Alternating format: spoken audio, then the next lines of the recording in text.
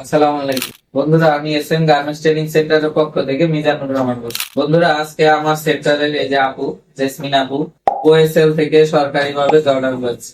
আপু একা একা কয়েকবার সেন্টারে ইন্টারভিউ দেওয়ার চেষ্টা করছে, অথচ সেখান থেকে টিকে নাই।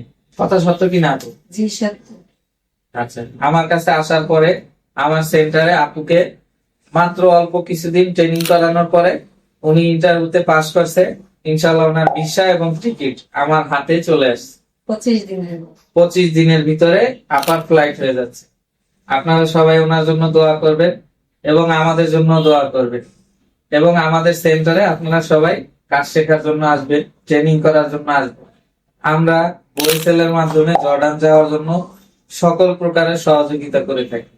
আমাদের ট্রেনিং সেন্টারে কাজ শিখতে আসবেন এবং বাংলাদেশের প্রত্যন্ত গ্রাম অঞ্চলে পিছিয়ে পড়া যেসব নারীরা আছেন, যেসব আপুরা আছেন, আমি বলবো আপনারা আমাদের ট্রেনিং সেন্টারে আসেন।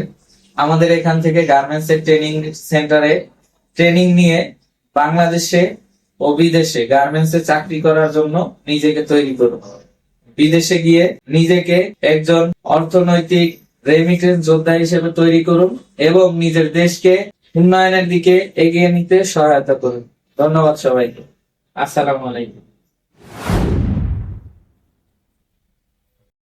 আসসালামু আলাইকুম। আমি এই ট্রেনিং সেন্টারে এসে কাজ শিখে 25 দিনের মাথায় বাইরে চলে যাচ্ছি।